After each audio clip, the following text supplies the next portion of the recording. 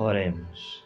Bendito Deus Supremo, Criador dos céus e da terra, em cuja presença nos encontramos nessa tarde, te pedimos, ó Deus, fala conosco, Pai, aos nossos corações, fortalecendo, nos edificando, nos alertando, Senhor, abrindo, ó Pai, os nossos olhos, tanto físico como os espirituais. Deus, que nesta tarde a Tua graça possa nos alcançar, Senhor. Que Teu amor, Senhor, possa ser notório, ó Pai, nas palavras e no toque do Teu Santo Espírito, ó Deus. Fica conosco, Senhor, é o que nós te pedimos e por fé te agradecemos, em nome de Jesus. Glória a Jesus. Eu saúdo a todos com a paz de nosso Senhor e Salvador Jesus Cristo. Que Deus nos abençoe grandiosamente, né? Que as suas mãos sempre estejam estendidas sobre as nossas vidas e que as janelas dos céus estejam abertas para nos abençoar. Amados irmãos, queremos trazer uma reflexão no livro de 2 Reis, capítulo de número 20, a doença do rei Ezequias, que diz assim o texto: Naqueles dias adoeceu Ezequias de morte, e o profeta Isaías, filho de Amós, veio a ele e disse-lhe: Assim diz o Senhor, ordena a tua casa, porque morrerás e não viverás. Então virou o rosto para a parede e orou ao Senhor, dizendo: Senhor, ser servido de te lembrar de que andei diante de ti em verdade, com um coração perfeito, e fiz o que era reto aos teus olhos, e chorou Ezequias muitíssimo. Sucedeu, pois, que não havendo Isaías ainda saído do meio do pátio, veio a ele a palavra do Senhor, dizendo: Volta e diz a Ezequias, chefe do meu povo, assim diz o Senhor, Deus de Davi teu pai, ouvi a tua oração, e vi as tuas lágrimas, eis que eu te sararei. Ao terceiro dia subirás à casa do Senhor. Glória a Deus. Meus queridos e amados irmãos, o texto que nós lemos é muito claro. A ação de Deus, a intervenção de Deus nesse texto, do que fala da doença do chefe da nação, do povo de Deus, que nesse texto representa exatamente a nação toda do povo de Deus. Essa nação, por sua vez, estava ela sendo cercada por Senaqueribe, e o cerco de Jerusalém já durava muitos dias. E nesta ocasião, o rei Ezequias aqui, que estava regendo o povo de Deus, ele não tinha sucessores, não tinha filhos. E nesta ocasião, ele é acometido por uma enfermidade. O cerco e a enfermidade que vinha também sobre este rei, que representava toda esta nação. Quando eu olho, querido, rapidamente sobre esta passagem, a gente consegue ver que o cerco de Senaqueribe, um rei cruel que já havia destruído Samaria, estava chegando próximo a Jerusalém, e o mal que ele vinha causando ocasionava grande temor nos moradores. Haja vista que nesses dias havia, podemos dizer, momentos de paz, momentos de alegria, de gozo no meio do povo de Deus. Mas como esta suposta ameaça, uma ameaça real de Senaqueribe, todos ficavam preocupados com o que iria acontecer. O próprio rei Ezequias, atormentado pelo pavor e pelo medo causado pelo cerco, pelas notícias que chegavam até os seus ouvidos por mensageiros, Ezequias, como diz o livro do profeta Isaías, no capítulo de número 30, Isaías profetiza porque o rei Ezequias e os demais, eles procuraram pedir ajuda ao Egito. E nesta ocasião parece que Deus fica enciumado, porque este povo conhecia Deus. O seu povo tinha intimidade com o seu Deus. O seu povo Deus havia tirado o seu povo do Egito. Havia dado vitórias ao seu povo várias vezes, e a maioria das vitórias, ou todas elas, sendo pelas mãos de Deus, enviando seu anjo, algo milagroso acontecendo, inesperado, e os inimigos caindo por terra, sendo destruídos. Mas Deus enciumado, porque o povo está procurando ao Egito.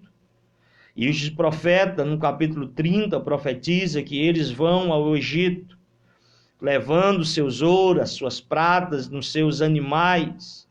Ele cita os animais, o jumento e o camelo, em que toda a riqueza da terra do povo de Deus está sendo oferecida ao Egito em busca de força, em busca de apoio militar, em busca de ajuda para vencer Senaqueribe. Haja vista que Deus ele se entristece com esta ação. Por isso que usa o profeta Isaías, no capítulo 30 do livro que leva o seu nome. Este rei, por sua vez, sendo chamado a atenção por Deus acerca da sua atitude, podemos aqui, ou alguns concluem, que Ezequias adoece por causa da sua ação errada. Uma ação tomada em meio ao desespero, ao medo que chegava até o seu palácio, até a nação na qual ele era rei.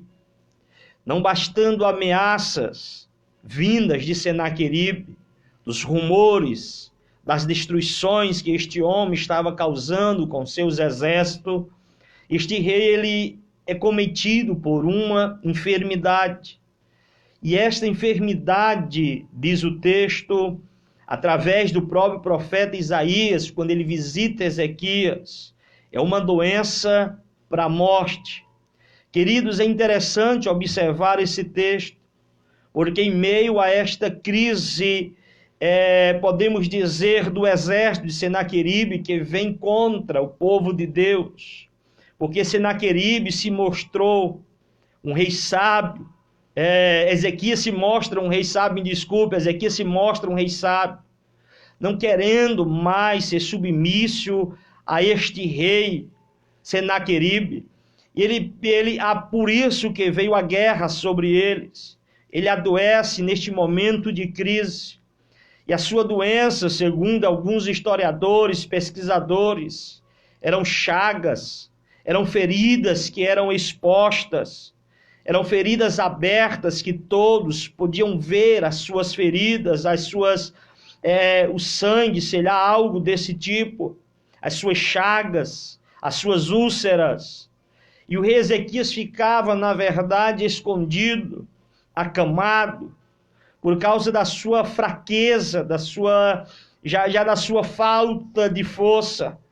Ezequias permanece guardado em um local, não se sabe o que ele estava falando com as pessoas, a sua oração com Deus, o que se passava na cabeça do rei Ezequias neste momento, mas que as suas feridas, com certeza, eram terríveis, estavam à mostras. A sensibilidade deste homem, a morte batia à sua porta, o medo, com certeza, se apoderara deste homem chamado Ezequias, porque a enfermidade era notória sobre a sua vida, e nenhuma melhora tinha este homem.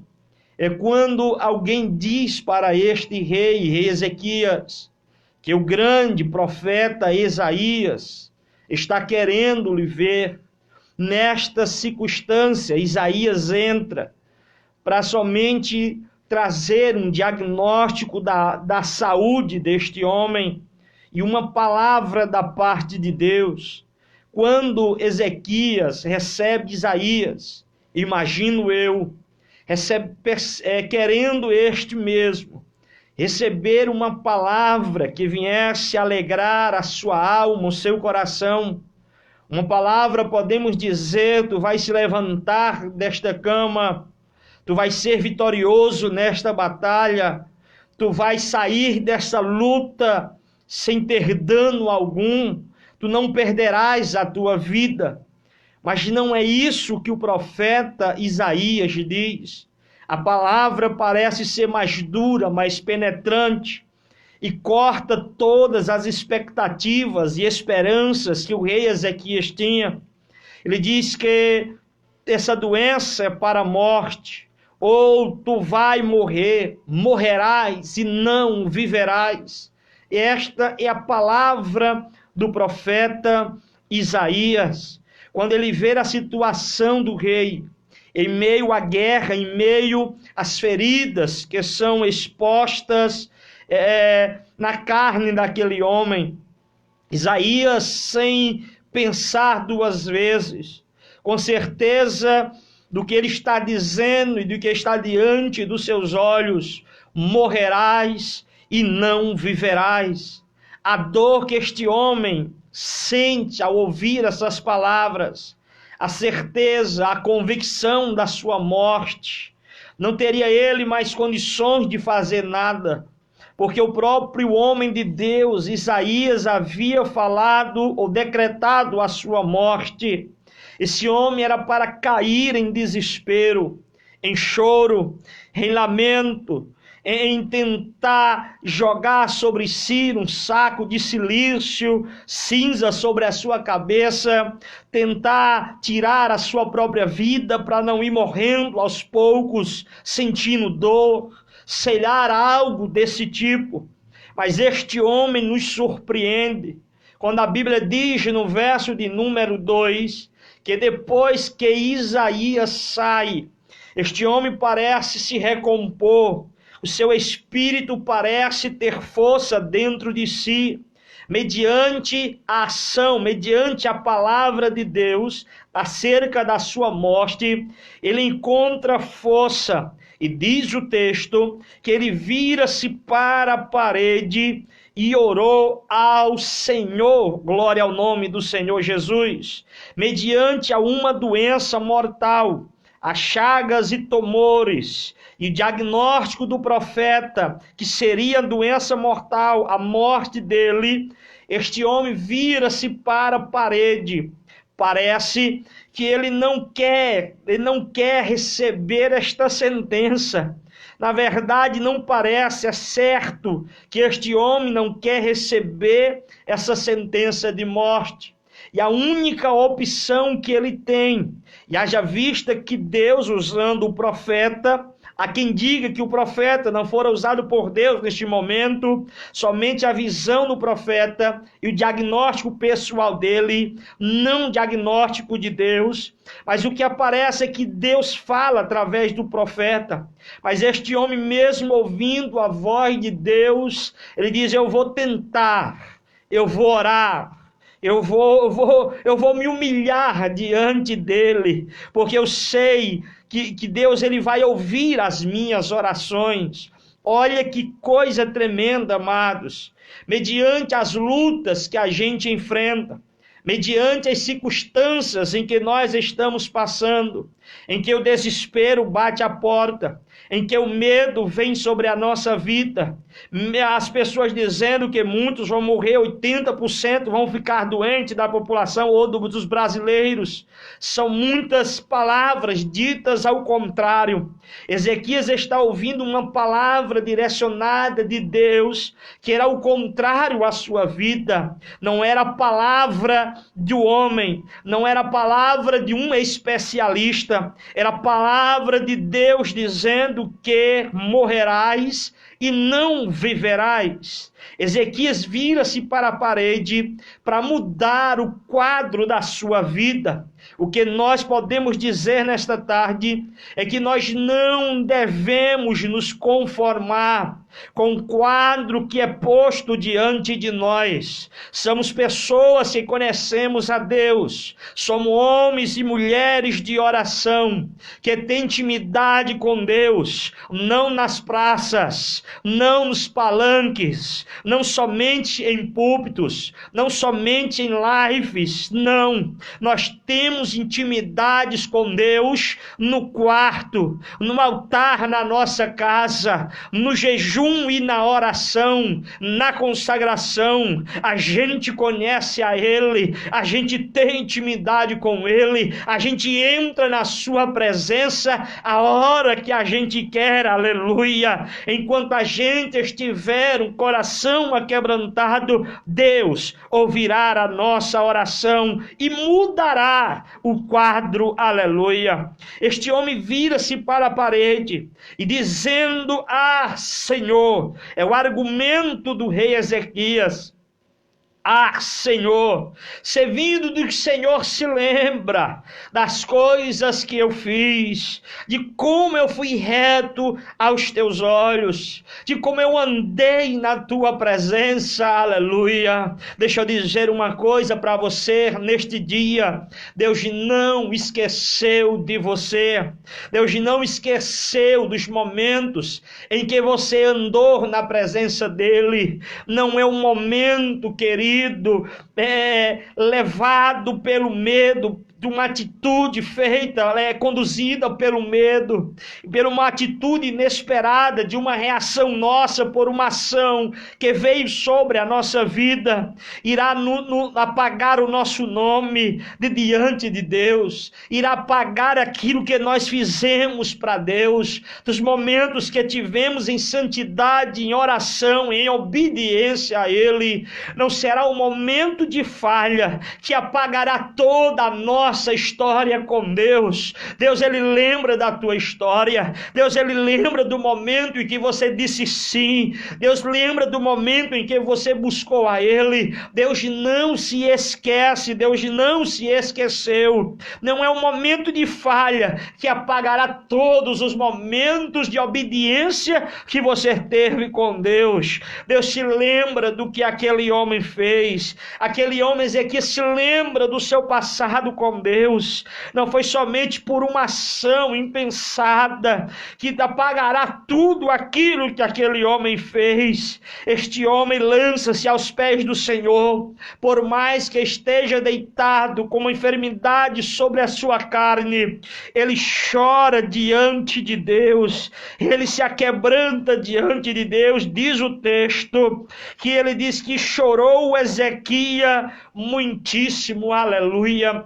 Diz o salmista Davi que a sua cama também era molhada, era cheia não de água, mas de lágrimas pelo choro. Diz aquela mulher, a Dinaim, que vem sepultar o seu filho, diz a Bíblia que ela vem chorando, e quando o Senhor vai chegando até aquela mulher, passa por aquele cortejo, toca no ombro, na mão, selhar daquela mulher e diz para ela: não chores. Mas até então ela estava chorando. Chorar, queridos, é a melhor opção para nós nesses dias, em qualquer momento da vida. Chorar nos pés do Senhor, chorar na sua presença, chorar diante de Deus. Não é chorar na presença do homem, não é chorar para que o homem veja, é chorar na presença de Deus, para que Ele veja, aleluia,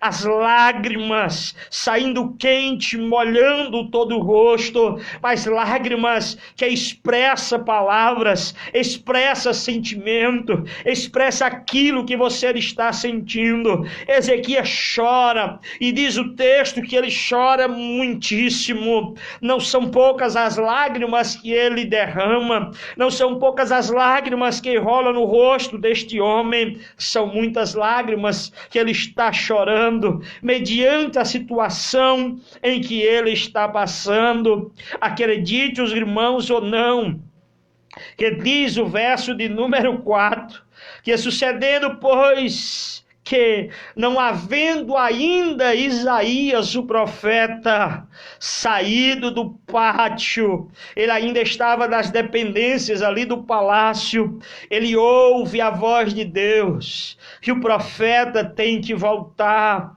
e mudar tudo aquilo que ele havia dito. Deus errou? Não.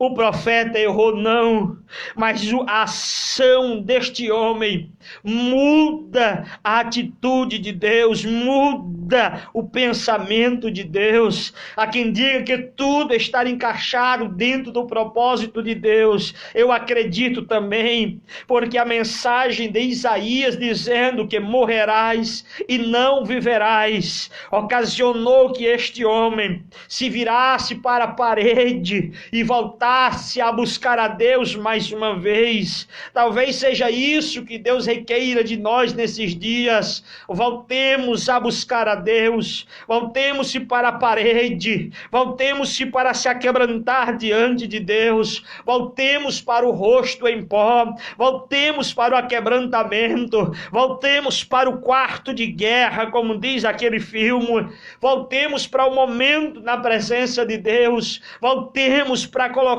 a nosso rosto em pó, em passarmos mais do que 3 minutos em oração, voltarmos a termos meia hora, a 1 hora, 2 horas na presença de Deus. Talvez tudo isso para nossa geração, eu digo para nossa geração, porque todas as gerações que já passaram por algo desse tipo. É Deus mostrando, é Deus trazendo o povo, é Deus dizendo: me busque, me adore. Essa não será a última geração que passará por um despertamento como este. Deus está dizendo para Ezequias, com aquelas palavras duras: volta-se para mim, volta para mim buscar. É o que Deus está dizendo. E quando a gente voltasse para Deus, orando, chorando e muitíssimo choro, ele mudará, aleluia, porque Deus, ele não pode mudar, amados,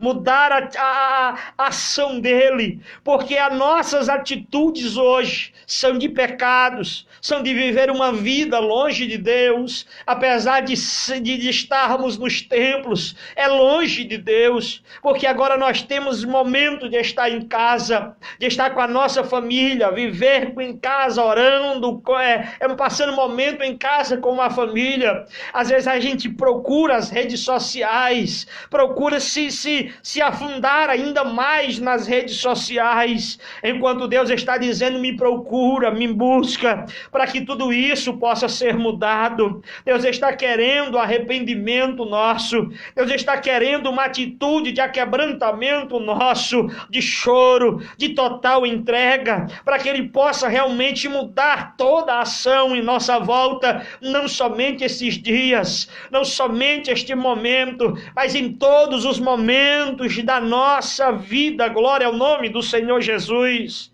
Ezequias ora, o profeta volta, aleluia, e a sentença agora é diferente. O choro, a oração, o aquebrantamento mudou a sentença de Deus. O profeta chega diante de Ezequias. Eu imagino Ezequias agora vendo o profeta voltando. Agora a alegria dele é verdadeira. Agora ele tem motivos para se alegrar, porque ele teve uma oração antes, ele teve um quebrantamento antes. Mas como o irmão Aziel pode dizer que ele não orou antes, não posso dizer, mas o quebrantamento dele agora parece ser legítimo, porque sozinho ali naquele quarto, se tivesse alguém ali acompanhando, não sei, mas diz a Bíblia que ele orou, que ele teve argumento diante de Deus, ele argumentou diante de Deus, porque ele havia servido a Deus, sido fiel, ele chorou muitíssimo diante de Deus, e o profeta vem diante dele e diz para aquele homem, e diz: olha, eu tenho um negócio de Deus para a tua vida, você não vai morrer, não, você não vai morrer, você vai ficar vivinho da Silva. O Senhor Ele vai mudar a situação em que você se encontra.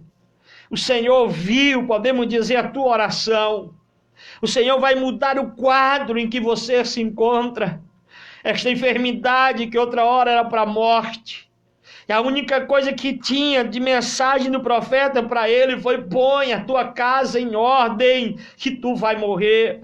Mas agora a sentença é outra. Olha como muda tudo quando a gente se põe diante de Deus. Agora a sentença é outra. Deus vai acrescentar mais 15 anos de vida para este homem. Deus vai acrescentar mais 15 anos de vida a este rei, a este homem, a este pai dessa nação.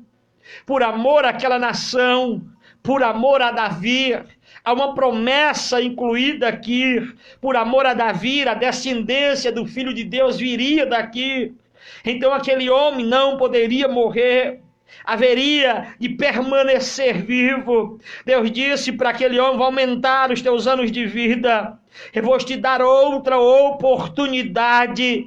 Não perca essa oportunidade que eu estou te dando. É isso que Deus está fazendo conosco todos os dias, nos conduzindo em uma outra oportunidade. Na verdade, queridos, todos os dias da nossa vida é uma nova oportunidade que Deus nos dá de fazermos as coisas certas, de se arrependermos, de sermos pessoas melhores, de termos atitudes melhores. Porque nesses dias de crise, de pandemia, de muita coisa, de muitos falatórios, nós devemos mudar quem nós somos, corrigir os nossos erros, pedir perdão pelas nossas palavras, agir com mais decência, sermos pessoas corretas no nosso andar, no nosso falar, no proceder da nossa vida. Não sermos, querido, pessoas avarentas, não. Queremos que sejamos pessoas mais amáveis, pessoas que olham com amor, pessoas que têm compaixões em seus corações, em ajudar o necessitado, em ajudar o seu próximo. E o próximo, querido, não é um parente, não é um conhecido, é qualquer pessoa que você vê que necessita de uma ajuda. A gente tem que ter este amor, não sermos avarentos, não sermos pessoas ruins nas nossas atitudes. Devemos mudar, é outra oportunidade que Deus nos dá todos os dias de sermos pessoas melhores, não amantes de si mesmo, não amantes do dinheiro, amados. Nós devemos fugir dessas coisas. Ele acrescenta oportunidades a este homem. Ele diz para ele que você ainda a esses dias vai voltar para casa. Da casa de quem? Vai voltar para o templo do Senhor, para adorar a Deus lá, para fazer o seu culto na casa de Deus. Parece o que nós estamos vivendo este dia no que diz respeito à igreja. Somos afastados do culto, claro, tem os seus motivos, não sou contra, mas somos afastados do momento na igreja, mas não somos afastados do momento da presença de Deus, de estarmos diante dele. Mas vai chegar o dia que a gente vai voltar, e voltando para lá, voltemos pessoas e crentes, homens mais adoradores, homens e mulheres que têm os seus corações mais aquebrantados diante de Deus. A enfermidade foi repreendida da vida deste homem. Vai apresentar mais 15 anos de vida. E ele diz, o profeta disse que ele vai passar uma pasta de figos sobre as feridas deste homem. E passando essa pasta de figo, esse homem seria curado da sua enfermidade pela ação de Deus. Acho eu que cobrindo toda a enfermidade com a pasta de figo, para sanar a dor, para cobrir as feridas, é neste momento em que a pasta de figo está sendo passada e cobre toda a ferida, que o milagre de Deus está acontecendo. É mediante, amados, as feridas que estão abertas nesses dias em muitos, não somente por esta doença que está, mas por várias coisas. É quando o amor e a graça de Deus é passada sobre a nossa vida. É como a doce ação do Espírito Santo, que passa sobre a nossa vida e que seu amor é revelado sobre nós, que a nossa alma está sendo sarada, que as feridas da nossa alma estão sendo sanadas pelo poder de Deus. A promessa é que este homem vai voltar para o templo adorar a Deus, que a sua enfermidade vai ser sanada e 15 anos de vida esse homem vai ter. E o profeta diz, esse homem diz, como eu vou saber que essas coisas vão acontecer? Ele diz, o que tu queres? Tu queres que o relógio ele adiante ou que ele volte um pouco? Em outras palavras está dizendo, tu quer que a sombra do relógio adiante, que o sol realmente desça mais rápido, para mostrar que Deus está falando contigo, ou tu quer que a sombra volte? Em outras palavras, que o sol suba. Aquele homem disse, eu quero que o sol volte, porque seria o mais difícil. E quando o profeta ora, o milagre acontece. Eu sei que não dá tempo a gente detalhar tudo isso, mas o sol ele volta a subir, ele muda o seu curso natural, para mostrar para este rei, para mostrar para aquela nação, que Deus é Deus que dá livramento, que Deus é Deus que age ainda no meio do seu povo, quando existe pelo menos um, que ainda ora, que ainda chora, que ainda molha o seu rosto com lágrimas, diante de Deus, não para ser visto pelos homens. Quando o sol volta, querido, está dizendo que naquele dia a escuridão não alcançou o rei Ezequias. Quando o sol sobe, é sinal que a escuridão e o dia não terminou, a noite não veio, e não veio sobre a vida de Ezequias. Ezequias, ele livra-se, ou Deus livra Ezequias e toda a sua nação daquele sofrimento. E ainda outra palavra, que Deus vai livrar Ezequias e toda a nação da mão do rei Senaqueribe e de todos os seus inimigos. Que coisa mais grande é essa, amados? A noite e as trevas não vão alcançar a gente. As noites e as trevas não vão alcançar aqueles que se põem diante de Deus a orar, a chorar. E Deus vai mudar com certeza toda a sentença.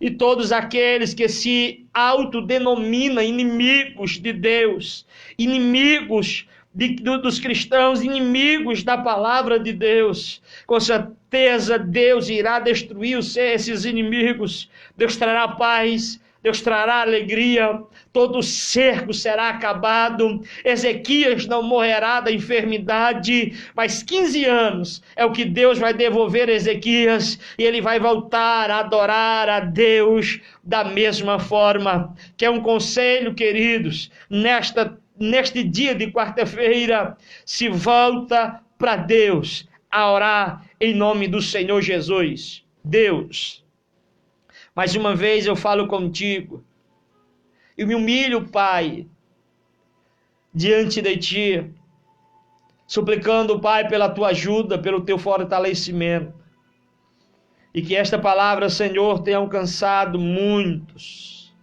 e possa ter animado, Senhor, este homem e esta mulher, que possa ter despertado este crente, ou essa pessoa, Senhor, que não está nos Teus caminhos, mas que um dia já frequentou, e outros, Senhor, que nunca Te aceitaram, mas Te conhece. Que essa pessoa possa voltar, Senhor, a Te buscar. Essa pessoa possa se voltar para Ti, ó Deus, com sinceridade em seus corações, para que o quadro da vida de cada um possa ser mudado, para que a sentença, Senhor, possa ser mudada sobre as nossa vida, Senhor, através da oração, do quebrantamento e do choro, Senhor. Ouvimos muitos faladices, Senhor, muitas e muitas palavras, ó Pai, que desanimam, Senhor, o homem, ó Deus. Mas sabemos, ó Deus, que temos a Ti como Senhor, que habita no alto e sublime trono, que controla tudo e todas as coisas. A Ti ou em Ti confiamos. Fica conosco, Deus, em nome de Jesus. Amém e graças a Deus.